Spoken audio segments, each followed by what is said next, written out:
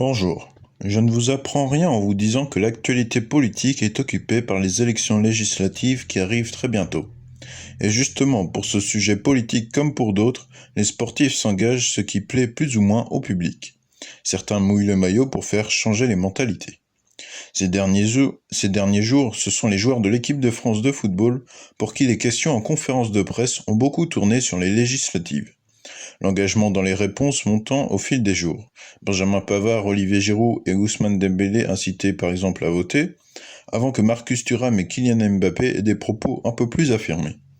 Thuram disant par rapport à la situation suite aux européennes, je cite, « Il faut se battre au quotidien pour que ça ne se reproduise pas et pour que le RN ne passe pas ».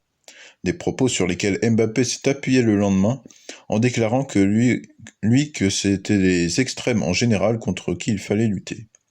Selon eux, tous les joueurs sont à peu près d'accord avec eux dans l'équipe de France, bien qu'ils choisissent ou non d'exprimer leur opinion selon leur sensibilité. Une situation qui provoque de nombreuses réactions, qui a amené Philippe Diallo, le président de la Fédération française de football, à intervenir.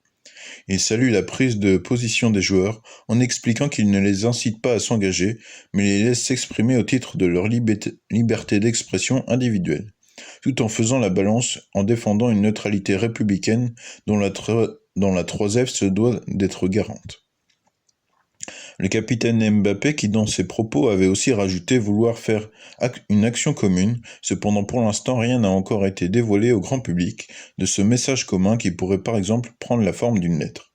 Car pour rappel, Mbappé avait aussi dit que ces élections législatives étaient bien plus importantes que le foot à ce moment-là. Le football est un sport engagé et il n'en est pas à son coup d'essai. Pas plus tard que la semaine dernière, Mohamed Bouafsi sortait un documentaire sur le racisme dans le foot.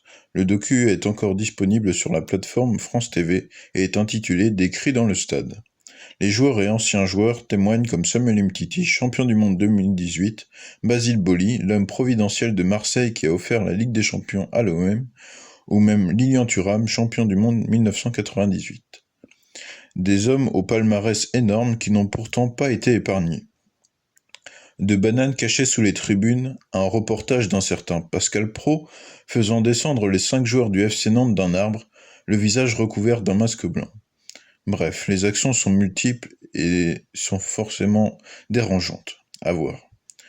On y voit comment le Paris Saint-Germain est-il devenu un club avec un public raciste à l'époque de la présidence de Michel Denisot et de Canal+.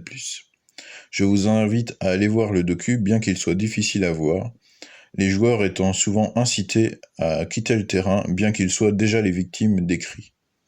Au-delà du foot, de grands athlètes de l'olympisme ont ces derniers jours signé une tribune dans l'équipe concernant les législatives, et aujourd'hui Antoine Dupont est en une d'une revue contre l'homophobie. Preuve que les sportifs s'engagent, mais les consciences bougent très très lentement.